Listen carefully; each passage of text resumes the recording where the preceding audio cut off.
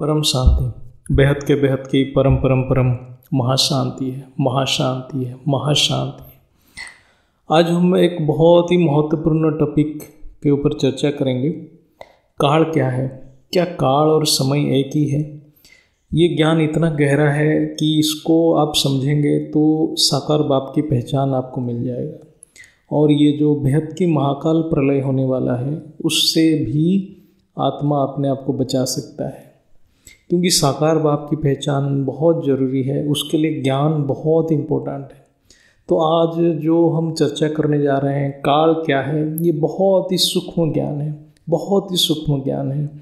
ये इसको समझने के लिए वेद शास्त्र को गहराई में समझना पड़ेगा, विज्ञान को भी समझना पड़ेगा, और सबसे ऊपर बापूजी के ज्ञान को समझना पड़ेगा। हमारे दादाजी जो ज्ञान दिए हैं, और दादाजी भी बताए हैं कि ये काल चक्र से कैसे बचेंगे। और सिर्फ ऑलमाइटी अथॉरिटी ही इस जो होने वाला है बेहद की काल चक्र से ही बचा सकते हैं, और कोई नहीं बचा सकता। तो हम जो देखते हैं साधारण जीवन में, हमारे जो दैनंदिन जीवन में जो घड़ी या क्लॉक से जिसको नापा जाता है वो है समय, वो काल नहीं है। काल का अर्थ है पावर, गति, समय, यानी काल ये तीनों वस्तु को एक साथ समझाता है। समय काल का सिर्फ एक पहलू है। काल की अर्थ बहुत विस्तृत है, इसको कोई नाप नहीं सकता। यानी विज्ञान के पास ऐसा कोई साधन नहीं है जिससे काल को नापा जा सकता है। इसलिए आइंस्टाइन भी टाइम और स्पेस को एक ही एंटिटी या सत्ता मानते थे उनके रिलेटिविटी के सिद्धांत में, जो कि विज्ञान में बहुत मान्यता है, लेकिन आध्यात्म विज्ञान के हिसाब से ये संपूर्ण सत्य नहीं है। यानी आइंस्टाइन को पूरा ज्ञान ही नहीं था। काल को कोई विज्ञान समझ नहीं सकता जब तक वो आत्मा या परमात्मा को नहीं मानता। यानी बिना आध्यात्मिक ज्ञान के कोई भी साइंटिस्ट काल को समझ नहीं सकता, क्योंकि काल अव्यक्त चेतन शक्ति ही है। इसको हम विस्तार से चर्चा करेंगे। अब ध्यान से सुनिए तो आपको धीरे धीरे हर चीज़ की गहराई में ज्ञान होते जाएगा। काल को समझने के लिए सृष्टि के रचना को समझना पड़ेगा। सबसे पहले रचयिता है पुरुष और प्रकृति के कंबाइंड स्वरूप, जिसको हम लाइट माइट कहते हैं, जिसको हम सूर्य और किरण के साथ कंपेयर कर सकते हैं, जो कि आदि स्वरूप है, रचयिता की आदि स्वरूप है। उससे पहले वो केवल प्रकाश के रूप में थे, जिसको हम पूर्ण ब्रह्म स्वरूप या अनादि स्वरूप कहेंगे, संपूर्ण निराकारी स्वरूप। जब पूर्ण ब्रह्म स्वरूप में एक बहुत ही हल्का सा सृष्टि की इच्छा जागृत होता है तो तभी लाइट माइट स्वरूप आता है, यानी ब्रह्म की आकारी स्वरूप, जो कि बहुत ही परम शुद्ध स्वरूप है। लाइट मतलब आत्मा, चेतन, पुरुष, यानी केवल परम प्रकाश, और माइट यानी मूल प्रकृति, यानी सृष्टि के मूल उपादान कारण, यानी आत्मा की परम शुद्ध शक्ति, गुण, धर्म, हम कुछ भी कह सकते। ये जो आदि अवस्था है माइट की, ये परम शांति ही है। जैसे पुरुष के अंदर एक हल्का सा संकल्प जागृत होता है तो वो प्रकृति में हलचल कराता है, जिससे प्रकृति के परम शांति स्थिति, यानी जिसको हम संपूर्ण साम्यावस्था, यानी मूल प्रकृति के गुणातीत, भावातीत, कर्मातीत अवस्था भंग हो जाता है, जिसको विज्ञान सिमेट्री कहता है, और सिमेट्री टूट जाता है। यही जो पहला संकल्प है वो पराशक्ति है, यानी रचयिता के परम शुद्ध शक्ति है। ये शक्ति जब मूल प्रकृति में प्रवाह होता है तो जो हल्का सा हलचल होता है उससे आत्मा यानी प्रकृति की परम शांति स्थिति टूट जाता है, और परम महत्त्व यानी परम शुद्ध बुद्धि की सर्जन होता है, जिससे आत्मा के अंदर ज्ञान की पिपासा यानी जानने की इच्छा जागृत होता है। यानी मैं कौन हूँ ये प्रश्न आता है, वो है बुद्धि। जब तक आत्मा अपने शुद्ध ब्रह्म स्वरूप में था तब कोई प्रश्न नहीं था, वो आपने रचयिता के सानिध्य में था। जैसे वो पुरुष प्रकृति की रूप लेता है तो सृष्टि की प्रक्रिया आरंभ की पहले की समय होता है। एक हल्का सा संकल्प से ही सृष्टि का सर्जन होना आरंभ होता है। यानी जो संकल्प, जो ऊर्जा है, वो प्रकृति के अंदर जो हलचल करता है, यानी गति देता है, वो है काल। ये काल चेतन है, ऊर्जा है, जो प्रकृति की मूल स्थिति में विकृति लाता है। आदि स्वरूप और अनादि स्वरूप में बहुत कम पार्थक्य रहता है। उसको यहाँ हम बुद्धि से सिर्फ थोड़ा अनुमान लगा सकते हैं। इसलिए लाइट माइट को ही हम बीज रूप भी कह सकते हैं, जो बीज से सृष्टि रूपी वृक्ष बनता है। जैसे बुद्धि यानी परम सत्व गुण प्रकृति के अंदर अस्तित्व में आता है, जिसको हम परम महतत्व कहते हैं या आत्मा की आकारी रूप कहेंगे, इसमें आत्मा को बाहर के ज्ञान होने लगता है। ये कैवल्य स्थिति भी कहा जाएगा, जिसमें केवल ज्ञान ही रहता है, कोई भाव नहीं रहता है। भाव यानी मन की गुण है, वो जिसके साथ जुड़ता है वही भाव बन जाता है। लेकिन ये जो परम शुद्ध स्थिति में भावातीत रहता है, कैवल्य स्थिति रहता है, केवल ज्ञान ही रहता है। आत्मा जैसे बाहर की सृष्टि को देखता है तो अनेक संकल्प करता है, तो धीरे धीरे महतत्व से आकाश तत्व बनता है। तो आकाश तत्व में जो चैतन्य शक्ति प्रवाह होता है उसको पश्यंती शब्द या वाइब्रेशन कहा जाता है, जो कि शास्त्र के एक शब्द है। तो ये एक तरंग है, एक संकल्प है। जितने इच्छा बढ़ता है उतने संकल्प होता है, फिर शुद्ध प्रकृति में परिवर्तन दिखाई देता है, यानी अनेक विकृतियाँ आता है, जिसको हम गुण कहते हैं। धीरे धीरे रजोगुण तमोगुण प्रकृति में आते हैं तो मन और 5 तत्व बनने लग जाता है। जब रजोगुण आता है, आत्मा में अहंकार जन्म लेता है, तो वो अपने आप को स्वतंत्र मान लेता है और भोग की इच्छाएं बढ़ जाता है। फिर आत्मा धीरे धीरे तमो प्रधानता की ओर चला जाता है। जब तक उसको ज्ञान नहीं मिलता तब तक वो रिटर्न जर्नी नहीं कर पाता। इसलिए आज धरती के ऊपर अनेक टाइम ट्रैवलर घूम रहे हैं, ये बापूजी के ज्ञान में भी है। अब हम समझते हैं काल किसको कहते हैं। जब लाइट माइट में पहला संकल्प हुआ और मूल प्रकृति में जो हलचल हुआ, जिससे मूल प्रकृति अपने परम शांति अवस्था से विकृत होने लगा और गुण आने लगा, वो संकल्प की जो शक्ति है वो है काल। ये काल परम प्रकृति से भी सूक्ष्म है, यानी जो काल है वो सृष्टि में गति देता है। ये असल में रचयिता की पावर है और ये सृष्टि की समय सीमा भी निर्धारण करता है। इसलिए काल को एक साथ पावर, गति, समय कहा जाता है। काल आया ही है रचयिता की शक्ति यानी कला से, इसलिए काल कहने से वो सृष्टि की रचयिता को समझाता है। 21 पीढ़ी के एक वीडियो में बापूजी कहते हैं काल का बुलावा यानी बाप का बुलावा, यानी काल ही रचयिता की शक्ति है। काल सर्जन से लेकर विसर्जन तक रहता है। रचयिता जितना पावरफुल है वो सृष्टि की समय सीमा उतना ज़्यादा है। जैसे शिव की समय 110 खरब साल है, मतलब 311 ट्रिलियन ईयर्स है लगभग। तो महाशिव के लिए ये सिर्फ एक सेकंड यानी एक पल है। शिव काल है तो महाशिव महाकाल है। ये काल केवल जड़ को प्रभावित करता है, चेतन को नहीं, क्योंकि ये खुद चेतन है। हम जो समय को नाप रहे हैं ये तो 2 घटना के अंदर जो अंतराल है उसको नापते हैं। सृष्टि को जगत कहा जाता है, यानी जो गति करता है वो जगत है। ये गति का कारण है वो काल यानी पावर।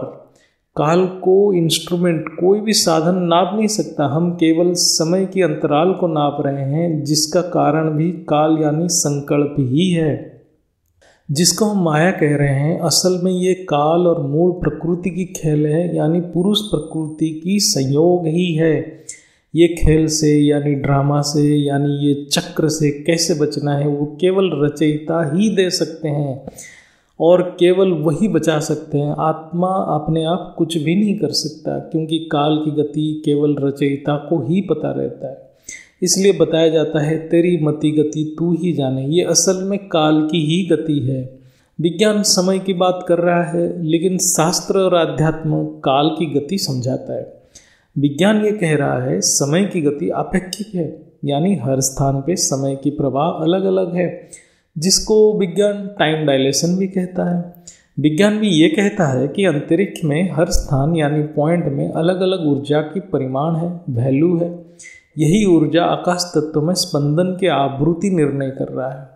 काल की ऊर्जा संकल्प के हिसाब से जड़ तत्व यानी आकाश तत्व में एक तरंगायित आकार यानी वेव फॉर्म क्रिएट करता है। यही आकार उस आयाम के नियम बनाता है। काल अति सूक्ष्म तत्व है, यानी ऊर्जा है, वो चेतन के अंश है, जिसको हम तत्व कह रहे हैं। असल में वो भी ऊर्जा ही है। विज्ञान जिसको एलिमेंट कह रहा है वो असल में स्थूल कण है, यानी एटम है। उसके अंदर जो ऊर्जा है वो तत्व है। उसके गुण के हिसाब से हम उसको आकाश, वायु, अग्नि, जल या पृथ्वी तत्व कहते हैं। तत्वों को भी विज्ञान नहीं जानता है, ना समझता है। एटम यानी एक स्थूल वस्तु है। जैसे हम सारे दृश्यमान वस्तु को देखते हैं, ऐसे ही एटम भी एक स्थूल वस्तु है, लेकिन वो इतना छोटा है कि ये चर्म चक्षु से दिखता नहीं है। तो ये जो 118 एलिमेंट की बात कर रहा है, ये एटम ही है और ये स्थूल है। ये 118 प्रकार की एटम है, ये स्थूल वस्तु है। यानी एटम भी एक स्थूल वस्तु है, उसको मनुष्य इंद्रियों से देख नहीं पा रहा है। ये बताने की पर्पस है कि विज्ञान अभी भी काल को नहीं जानता, केवल समय को नाप रहा है और ये स्थूल वस्तु की पोजीशन या स्थिति के अंतराल को समय कह रहा है। जैसे हम समझते हैं कि धरती अपने धुरी या एक्सिस के चारों तरफ एक कंप्लीट राउंड लेता है तो उसको एक दिन कहा जाता है। इसका मतलब धरती के ऊपर एक स्थान या पॉइंट जो कि सूर्य के सामने फिर से घूम के आने को, उसी जगह पे आने को एक दिन कहा जाता है। ये एक समय के अंतराल है जिसमें धरती के ऊपर एक स्थान फिर से सूर्य के सामने आ गया है। ऐसे जब पृथ्वी अपने कक्षा यानी ऑर्बिट में घूमते हुए पूरा एक चक्कर लगाता है, उसको सूर्य का एक चक्कर लगाता है, उसको एक साल कहा जाता है। यानी समय के द्वारा हम वस्तु की गति, अवस्था, स्थिति को निर्धारण कर रहे हैं। एक दिन को 24 घंटा में डिवाइड किया जाता है, एक घंटा को 60 मिनट में डिवाइड किया जाता है। ऐसे करके करके सब समय का छोटा एकक एक सेकंड है। इससे भी छोटा एकक है जिसको हम परमाणु कहते हैं, त्रुटि कहते हैं, इत्यादि बहुत छोटे छोटे एकक है। ये यानी ये समय सूर्य और पृथ्वी के पोजीशन, स्थिति के हिसाब से, अपने सुविधा के हिसाब से मान्यता है, मान्यता के हिसाब से है कि एक दिन 24 घंटा है। यानी यदि हम कहेंगे कि नहीं एक दिन 30 घंटा है तो एक घंटा की परिमाण बदल जाएगा। यानी जो समय के एकक है ये सब एक मान्यता है, एक गणित है, एक मैथमेटिक्स है जो मनुष्य समाज के सुविधा के लिए है। ये कन्वीनियंस है। तो असल में समय की प्रवाह काल की गति है जो सृष्टि के मूल में है, मूल प्रकृति में रहता है। ये बहुत गहरा रहस्य है। ये ऊर्जा जब खत्म होता है तब सृष्टि विसर्जन हो जाता है। आज विज्ञान एक सेकंड को कैसे एक्यूरेटली मेजर कर रहा है, जिसको हम एटॉमिक क्लॉक कहते हैं, उसको समझ जाएंगे तो ये समझेंगे कि ये समय एक ऊर्जा ही है जो विज्ञान के हिसाब से जो सीजियम 133 परमाणु के 2 हाइपरफाइन लेवल के बीच में जो ऑसिलेशन होता है उसके बेसिस पे एक सेकंड के आकलन होता है। यानी एक सेकंड कितना समय है वो डिसाइड करता है एक सीजियम 133 एटम के अंदर जो इलेक्ट्रॉन है वो कैसे ऑसिलेट कर रहा है।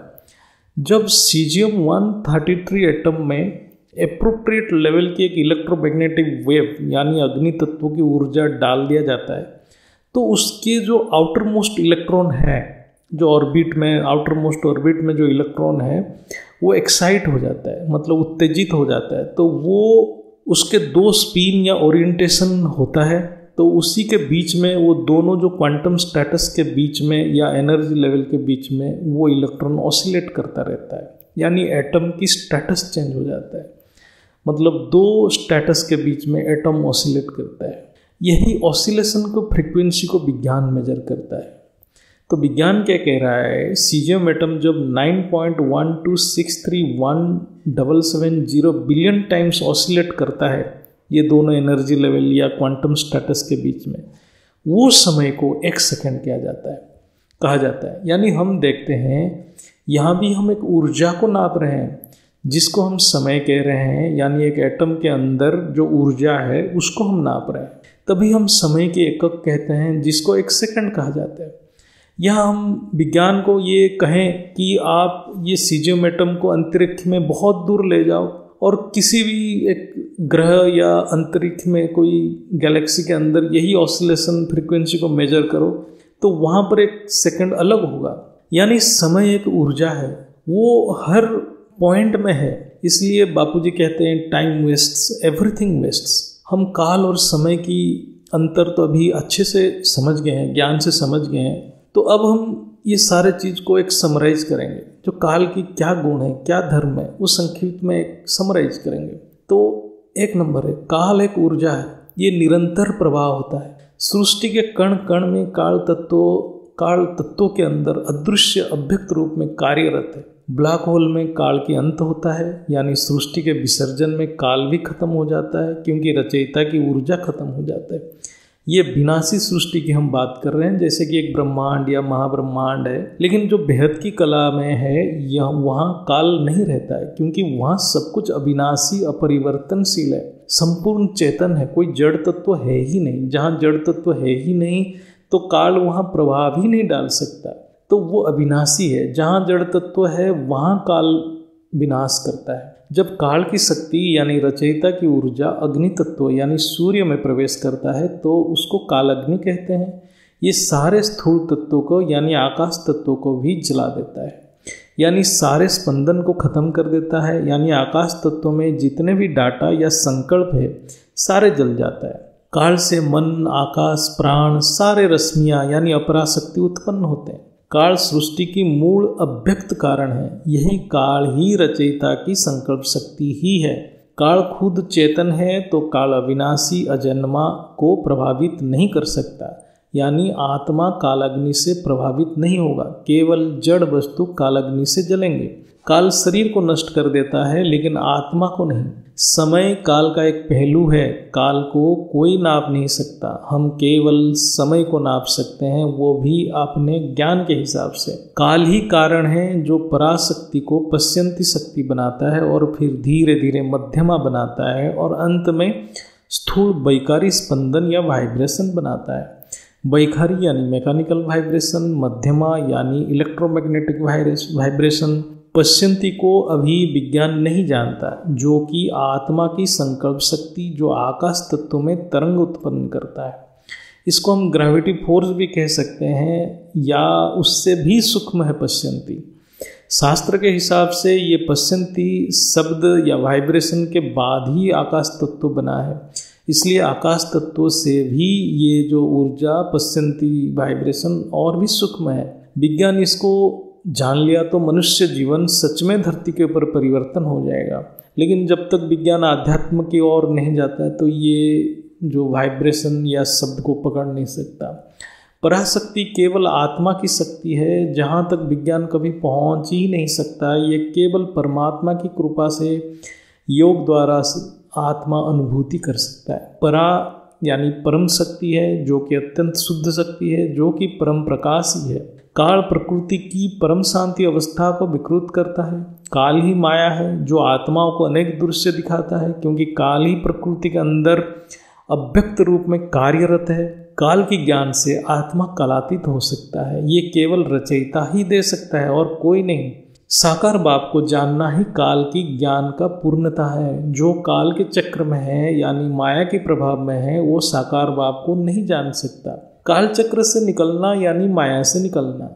साकार बाप के अलावा ये काल से निकलने की ज्ञान कोई नहीं दे सकता या काल से आत्मा को निकाल भी नहीं सकता। ये ज्ञान खुद साकार बाप धरती पे आकर अभी दे रहे हैं।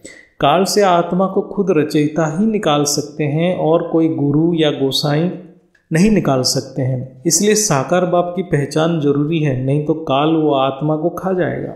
काल की गति को कोई नहीं जान पाता। काल मनुष्य को कर्म में उलझा देता है और जो अपने आप को बहुत बुद्धिमान समझता है उसको और ज़्यादा उलझा देता है। काल से मुक्ति के लिए एक ही उपाय है, बाप को समर्पण। हर संकल्प बाप को समर्पण कर देना। काल, महाकाल और बेहद की महाकाल, इसमें क्या भेद है?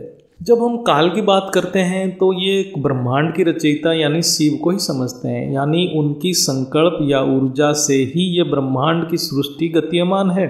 महाकाल यानी महाब्रह्मांड की रचयिता यानी महाशिव की संकल्प। शिव का समय और महाशिव की समय में बहुत अंतर है। महाशिव की एक पल में अनंत कोटि शिव सर्जन होते हैं, विसर्जन भी होते हैं। यानी महाकाल काल से भी पावरफुल है, ऐसे ही परम महाकाल है। परम महाशिव यानी एक यूनिवर्स की रचयिता, वो महाकाल से भी पावरफुल है।